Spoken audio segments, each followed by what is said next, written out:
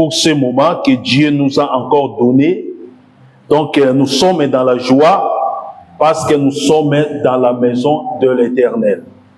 David a dit que je suis dans la joie quand on me dit allons à la maison de l'Éternel. David savait que dans la maison de l'Éternel, c'est là où il peut tout trouver. Si bien aimé, il y a des choses qui peuvent manquer dans des maisons de qui que ce soit. Mais je voulais te rassurer cet après-midi que dans la maison de l'Éternel, toi tu ne manqueras de rien. Même si la chose est compliquée. Mais dans la maison de l'Éternel, toi tu ne peux rien manquer. Voilà la raison pour laquelle David est en train de nous expliquer. Dans le livre de Psaume, dans le Psaume 23, dans le Psaume 23, il a dit que l'Éternel est mon berger. Et moi, David, je ne manquerai de rien. Or, si ce verset est dans notre Bible, donc c'est-à-dire que toi, tu ne peux rien manquer.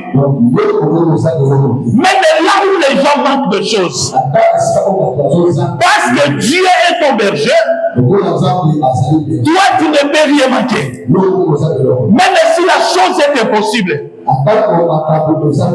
même si tout le monde va le manquer, mais toi, parce que tu es un enfant de Dieu, tu ne peux rien manquer. Que Dieu te bénisse. Voilà que cet après-midi, moi je voulais te communiquer la joie et la confiance pour te dire tu es un enfant de Dieu. Toutes choses est entre tes mains. Donc ça demande seulement à toi de l'activer afin que tu puisses le toucher. Ne regarde pas la taille de la chose. Ne regarde pas bien aimer sa grandeur. Je voulais t'expliquer que ce monde a été créé par l'Éternel. Si l'Éternel est ton papa, donc c'est-à-dire toi tu es le co-héritier de tout ce que nous sommes en train de voir. Donc tu ne peux rien manquer. Donc tout est à toi. Mais quitte à toi maintenant de comprendre seulement là où tu es et qui tu es. Que Dieu te bénisse. Voilà, bien aimé, nous voulons continuer notre enseignement sur les 6 éléments de la doctrine. Je crois qu'aujourd'hui, ça sera la fin de cet enseignement qui est le jugement éternel. Qui est le 6e élément. Comme on avait dit, tout ce que nous avons parlé, tout ce qu'on avait déjà parlé, et on va parler aujourd'hui, nous avons dit que il y a un syllabus que l'Église avait fait, que je vais vous présenter. Donc, c'est-à-dire tout ce que moi je vous ai prêché, je l'ai puisé dans cette syllabus. Et nous avons dit, le syllabus n'est pas à vendre. Parce que les choses de Dieu, on ne les vend pas. Et nous avons dit, si au moins tu es pressenti que tu puisses avoir cet ouvrage, donc l'ouvrage est à 100 pages. Donc toi-même tu calcules la photocopie de 100 pages. Ça va me coûter combien? Là, sinon, tu fais tes calculs, tu viens nous voir, on va te photocopier aussi, et tu vas garder ça pour toi. Et ça va aussi t'aider. Ce n'est pas un livre à vendre, mais c'est pour tout le monde au sein de l'église. Si tu veux la voir, viens nous voir à la fin des cultes. On va vous procurer aussi cet ouvrage, afin que tu gardes ça pour toi, et ça va t'aider dans l'avenir. Comme nous avons dit, les 6 éléments de la doctrine, c'est l'ensemble de la vie chrétienne. Donc tout ta marche avec l'Éternel est illustré dans cet ouvrage. Que le Seigneur nous bénisse. Amen. Voilà, bien aimé, nous voulons maintenant parler de notre thème, qui est les 6 éléments de la doctrine. Hébreux 6, le verset 2. Hébreux chapitre 6, verset 2.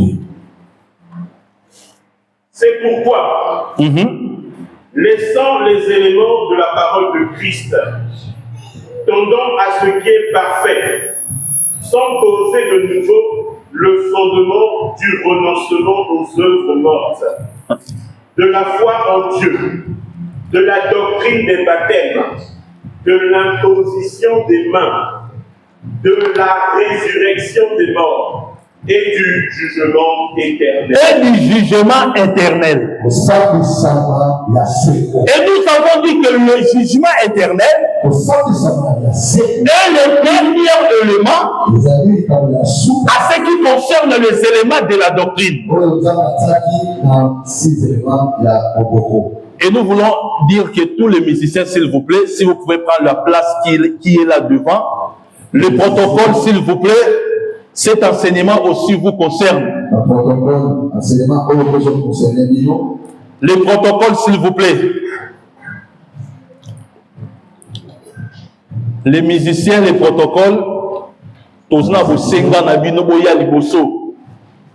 venez écouter la parole.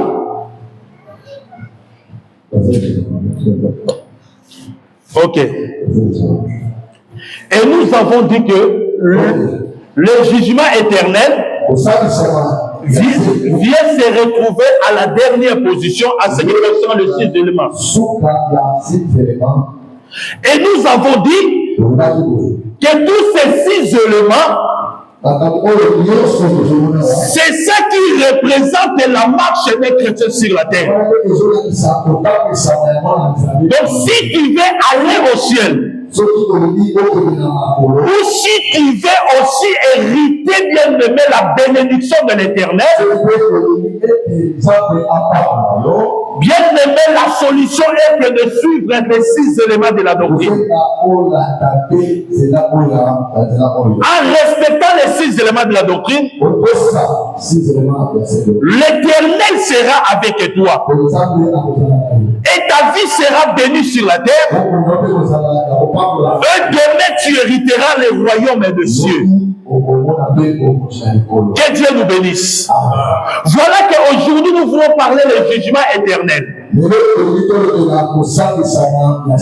Or, le jugement éternel, par la définition, qui veut dire, c'est une évaluation par Dieu de l'âme du défunt. De l'âme du défunt. Pour l'orienter, soit vers l'enfer, ou soit vers le paradis. C'est ça qu'on appelle le jugement. Donc, c'est-à-dire quand quelqu'un meurt aujourd'hui, si la personne n'avait pas le Seigneur dans sa vie, la raison pour laquelle la personne devait passer par le jugement. Or, le jugement éternel est réservé seulement à ceux qui n'ont pas marché avec Jésus sur la terre. Le jugement éternel est réservé pour le péché.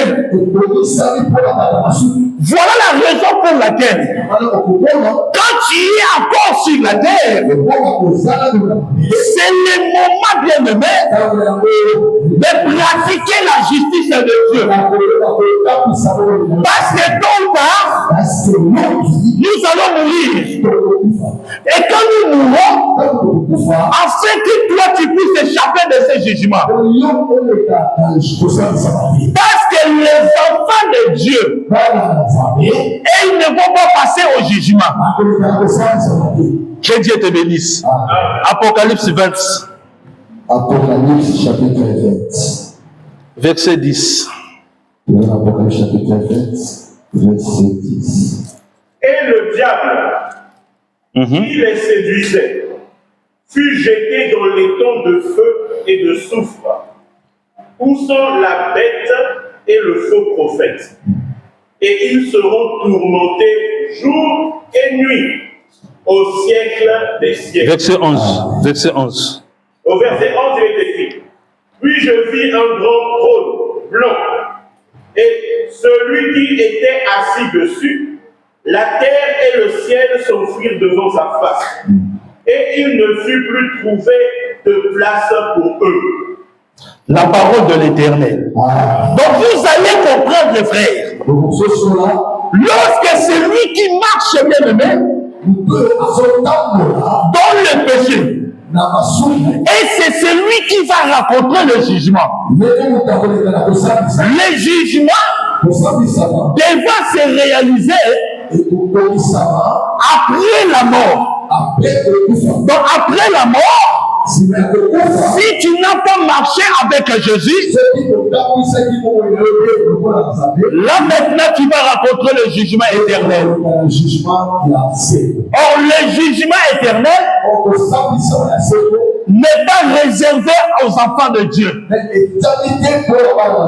Parce que les enfants de Dieu, quant à eux, leur jugement est en train de passer tous les jours dans la présence de Dieu.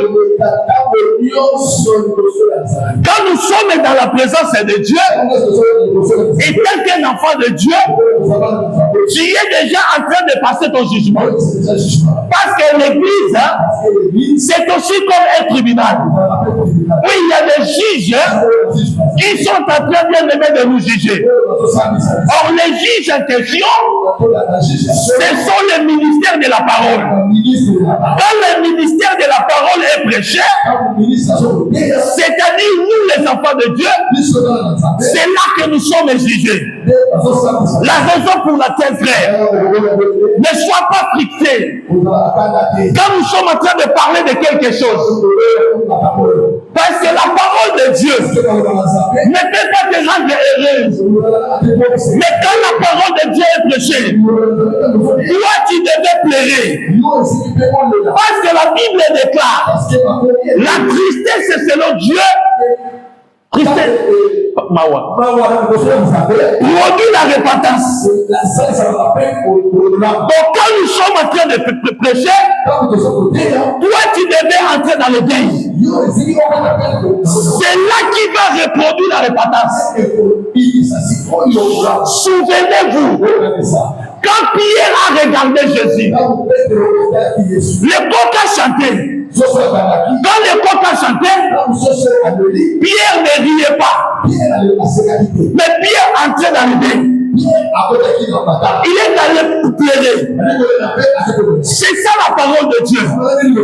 Je voulais t'exhorter pour te dire, quand on prêche quelque chose, ne faut pas dire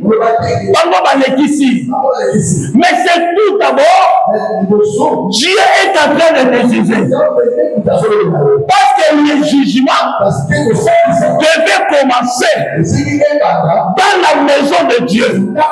Si tu es un enfant de Dieu, tu devais accepter, bien-aimé, peu importe la prédication, même ce qui bouge le cœur, ce qui fait mal, sache-le bien, l'Éternel est en train de me juger. Je me souviens, bien-aimé, j'avais 19 ans à l'époque. Quand j'ai écouté une prédication, j'étais jeune. Moi, j'étais encore jeune. Mais quand j'ai écouté cette prédication, ce jour-là, étant que jeune, j'étais très bien habillé et je croyais, j'étais au-dessus de tout le monde. Et quand je suis entré à l'église, on m'a prêché, le blé est livré. Gloire à Jésus. Frère Delphine. On nous a prêché le blé est livré. Restez ici, bien-aimés. Ceux qui sont là-bas, ceux de la porte restent à la porte. Mais nous allons écouter la parole de l'Éternel. On nous a prêché le blé est livré. Vous allez comprendre, hein?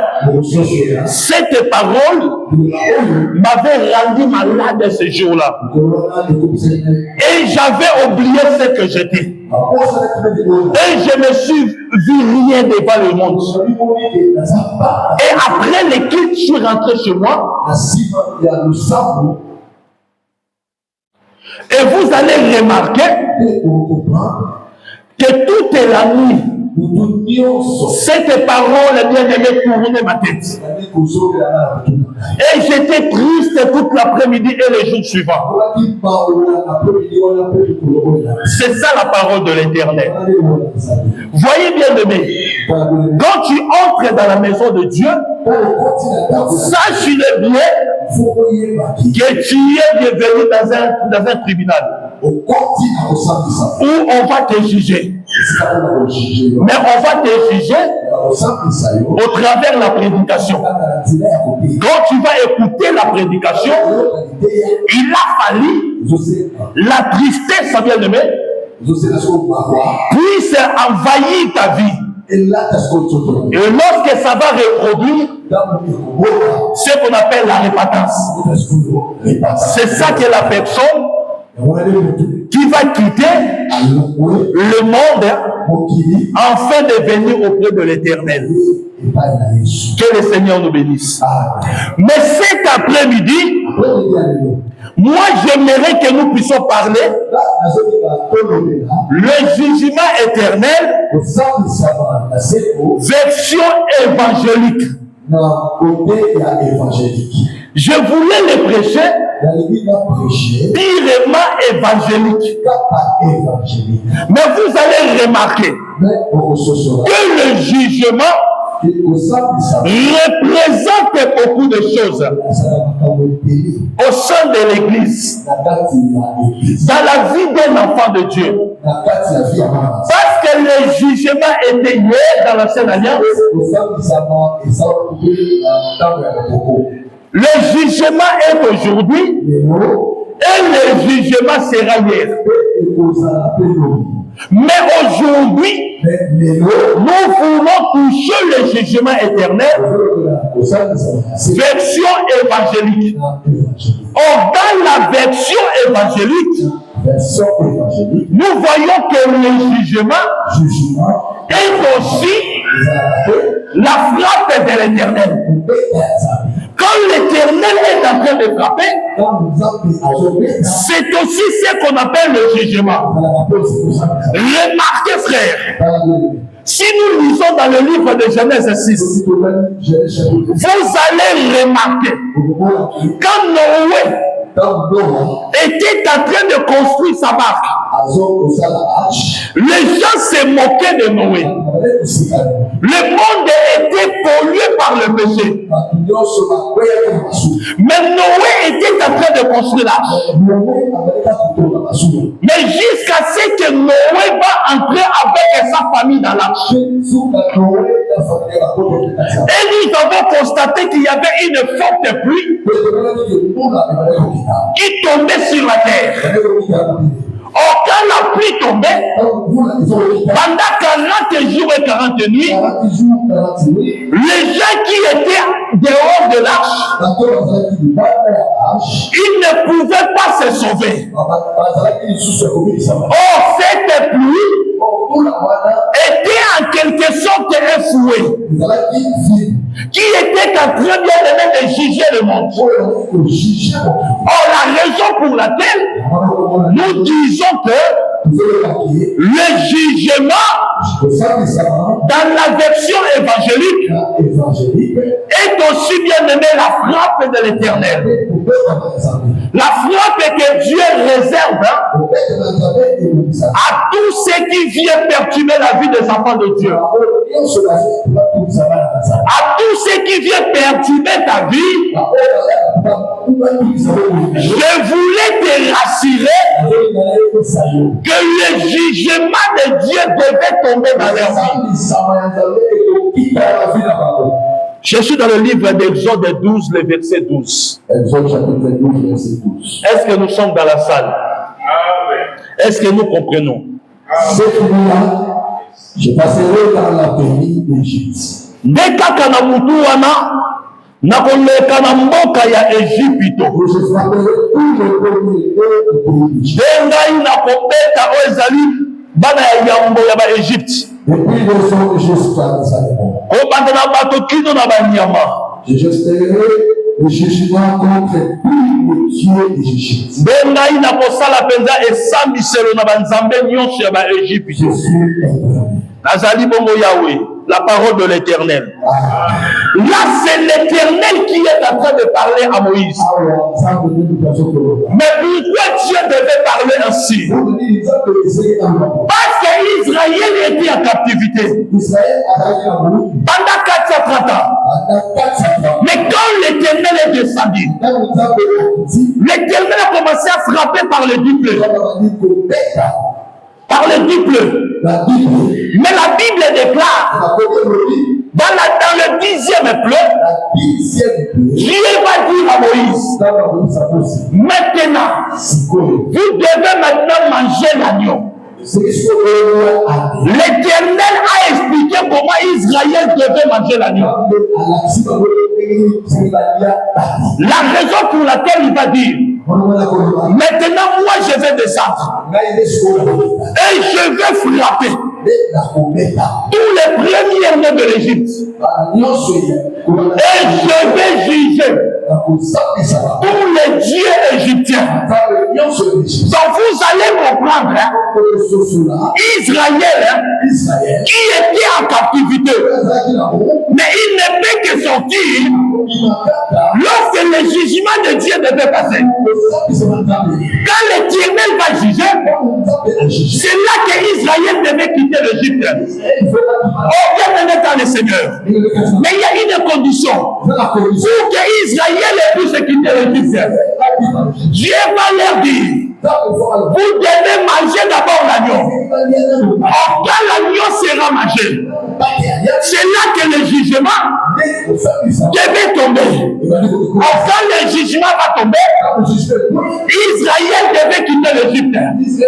Hier, je voulais te dire, quand nous voyons Israël, et l'image d'une famille qui sont en captivité, mais pour que cette famille puisse quitter la captivité, il a fallu que la justice de Dieu se fasse.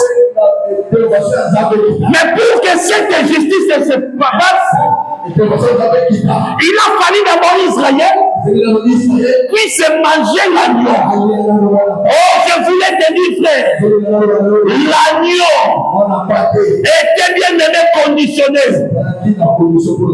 Pour que la justice de Dieu puisse se passer, il a fallu que l'agneau puisse être immolé.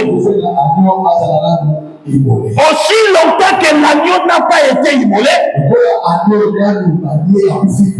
Israël ne pouvait pas sortir. Mais lorsque l'agneau sera immolé, vous allez remarquer, Israël devait quitter l'Égypte. Mais pour que Israël puisse quitter, il a fallu maintenant que le jugement de Dieu puisse se passer en Égypte. Mais comment ce jugement devait passer? Parce que l'Éternel devait détruire tous les premiers-nés de l'Égypte. Or, tous les premiers-nés de l'Égypte est l'image de Dieu d'Égypte. Or, le Dieu des Égyptiens, ce sont tous les sorciers qui sont en train, bien aimés, de menacer la vie des enfants de Dieu. Aussi longtemps, le jugement de Dieu n'est pas tombé sur eux, Israël devait toujours rester en Égypte. Mais il y a une chose que Dieu a dit. Vous devez manger l'agneau. Or, manger l'agneau, c'est ça, bien aimé. Recevoir le Seigneur dans ta vie. Lorsque tu as écouté la parole, c'est ça, manger l'agneau. Parce que l'agneau pascal, c'est celui-même le Seigneur Jésus-Christ. Lorsqu'on reçoit le Seigneur Jésus, la conséquence, Dieu maintenant va verser maintenant son jugement sur tous les ennemis de ta destinée. Voilà, bien aimé dans le Seigneur, un enfant de Dieu, bien aimé, c'est conditionné. Tu devais manger l'agneau, c'est-à-dire recevoir le Seigneur. Quand je parle de recevoir le Seigneur, ce n'est pas d'être assis sur la chaise, mais recevoir Jésus, que Christ entre dans ta vie. Jésus transforme ta vie. Les choses passées, anciennes devaient passer. Tu devais te transformer.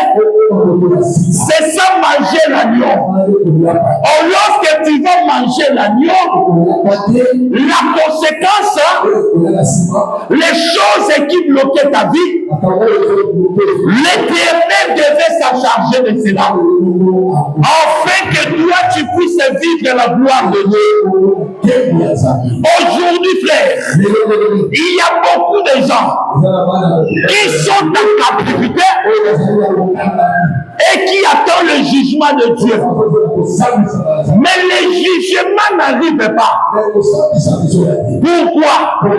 Parce que la personne en question, lui-même, il est éloigné de l'Éternel. Aussi longtemps que tu n'as pas mangé, bien aimé, l'agneau pascal, tu devais toujours rester en captivité. Mais or, pour que l'Éternel vienne à ton secours, il a fallu maintenant que toi maintenant tu puisses manger l'agneau. Donc nous avons l'obligation, si nous voulons vivre la gloire de Dieu, il a fallu tout d'abord commencer de recevoir le Seigneur au centre de nos vies, d'abandonner l'ancienne vie, afin qu'on t'appelle un enfant de Dieu. Tu vas tisser une relation propre avec le Seigneur. Et c'est là maintenant, bien aimé, le jugement de Dieu devait arriver dans ta vie. Vous allez remarquer, il y a beaucoup de gens aujourd'hui qui sont en train de prier, mais il n'y a rien qui ne marche dans leur situation. Il n'y a rien qui n'avance. C'est aussi l'image d'Israël en Égypte. Parce qu'Israël aussi priait. Israël cherchait Dieu. Mais vous devez comprendre, Dieu ne peut qu'intervenir lorsque l'agneau sera immolé. Frère, aujourd'hui, si tu reçois le Christ dans ta vie, si Christ prend le dessus de ta vie, je voulais te dire que le jugement de l'Éternel devait se passer au sein de ta vie. Parce que nous avons dit que le jugement, c'est ça le frappe de l'Éternel. C'est-à-dire que l'Éternel descendant afin de frapper tous tes ennemis. La raison pour laquelle je dis souvent, devant un problème, ne cherche pas bien aimé à te justifier. Ne cherche pas bien aimé le juge des semences. Le véritable juge, ce n'est que l'Éternel. Même lorsqu'on va te dire, c'est ta tante qui est en train de t'ensorceler, n'allez pas le voir. Même si on te dit, c'est ton oncle qui te suit depuis l'Afrique. Mais toi, restez calme. Parce qu'il y a un vrai jugement qui est le jugement de l'Éternel. Quand l'Éternel va descendre, ça ne sera pas toi. Toi, garde bien de mettre ton silence. Mais attends maintenant le jugement de l'Éternel sur ta situation. Ne soyez pas bien aimés, allez de gauche à droite. Ne cherchez pas les secours de ce monde. Mais quant à toi, la seule des choses pour chercher le jugement de Dieu dans ta vie, pour chercher le jugement de Dieu dans ta vie, il a fallu tout simplement chercher seulement l'agneau. Quand l'agneau sera immolé dans ta vie, Dieu ne peut plus se contenir. Il a fallu qu'il puisse vexer son jugement sur ton problème. Frère, n'attends pas que les gens puissent bien aimer venir auprès de toi pour te dire que c'est toi qui as raison. N'attends pas que les gens puissent t'ovationner que c'est toi. Mais quant à toi, il faut seulement dire le jugement de Dieu devait passer. Quand l'Éternel va commencer à frapper, c'est là que bien aimé, toi qui vas trouver la délivrance. Tu seras élevé, tu auras le succès et tu vas avancer. La raison pour laquelle laisse tes ennemis faire la fête, qu'ils puissent se réjouir pour ta perte, qu'ils puissent jubiler. Mais toi seulement, cherche seulement l'agneau. Parce que quand l'agneau est descendu, la Bible déclare Israël ne pouvait plus rester en Égypte. L'Éternel devait frapper. Vous allez voir que tous les premiers nés de l'Égypte, le puissance de l'Égypte, il devait tomber. Parce que c'était le jugement de l'Éternel. Dieu ne peut que juger ta situation aussi longtemps que toi tu vas t'approcher de l'Éternel, aussi longtemps que toi tu vas donner ta vie en Christ. C'est là que le jugement de Dieu va commencer. Même s'il est loin de ce pays, l'Éternel va s'en charger d'eux. Parce que toi tu es un enfant de Dieu. J'aime beaucoup plus Josué. Quand Josué a voulu aller prier, aller combattre, la Bible déclare avant de préparer ses armes, Josué va d'abord aller chercher l'agneau. Il va aller chercher l'agneau. Quand il va chercher l'agneau, c'est ça prier Dieu. Quand Josué a commencé à prier, quand Josué va finir sa prière, quand il va sortir, la Bible déclare, il ne va pas toucher les armes, mais il va rencontrer un homme. Et cet homme avait son épée qui est venue. Et Josué va lui poser la question. Tu es de nous ou tu es de l'air? Cet homme va dire à Josué, je suis le chef de l'armée de l'Éternel. Et je viens d'arriver. Frère, je voulais te dire cet après-midi que ta situation ne devait que changer. Que lorsque Dieu me met, toi tu vas t'approcher de l'Éternel. Aussi longtemps, tu es double face. Bien aimé dans le Seigneur, n'attends pas que le jugement de Dieu va se manifester. Mais pour appeler le jugement dans ta vie, enfin, approche de l'Éternel. La seule des choses, bien aimé, embrasser Dieu dans ta vie.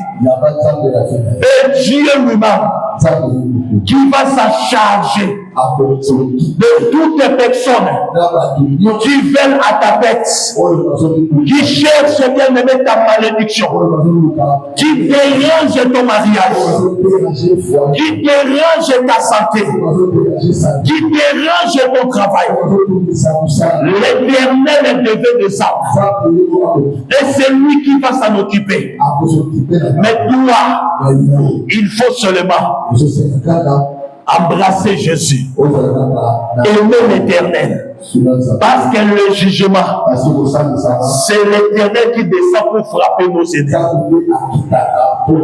Mais pour qu'il puisse le frapper, ça ne dépend pas de l'Éternel, mais ça dépend de toi, ta position devant le Seigneur.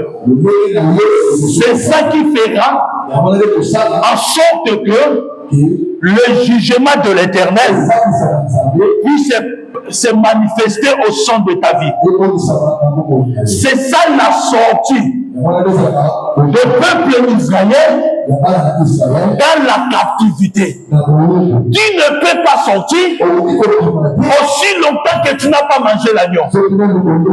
Mais lorsque tu manges l'agneau, même si ta vie était sous l'eau, même si ta vie était dans la forêt cachée, même dans des trous, lorsque tu auras mangé l'agneau, l'Éternel à son tour, il va maintenant s'en charger de son jugement.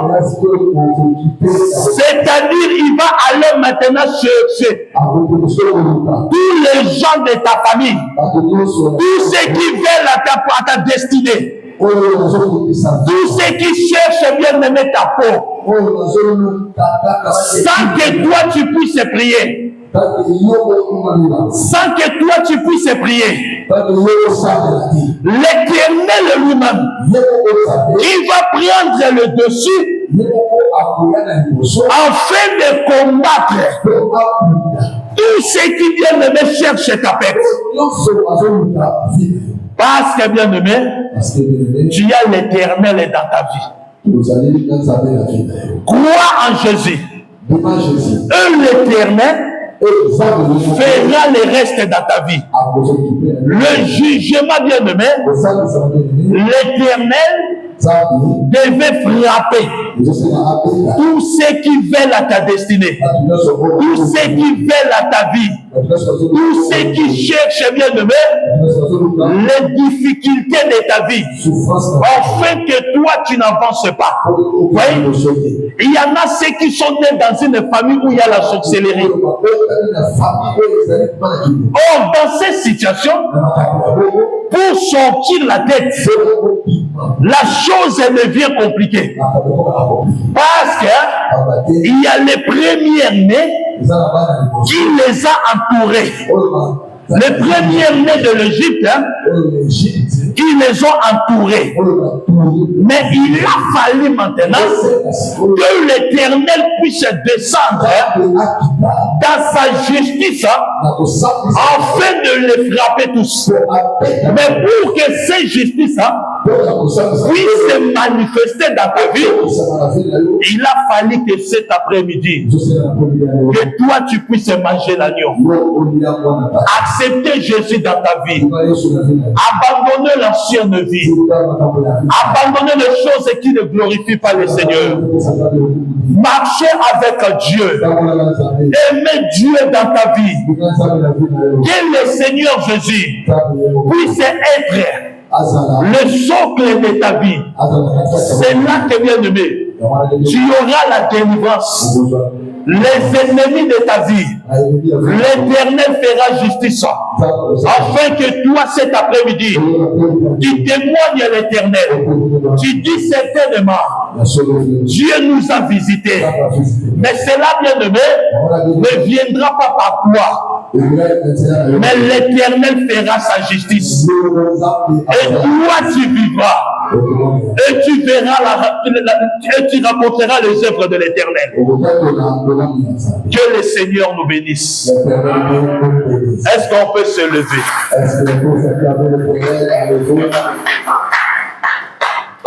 Est-ce qu'on peut se lever dans la présence de l'Éternel?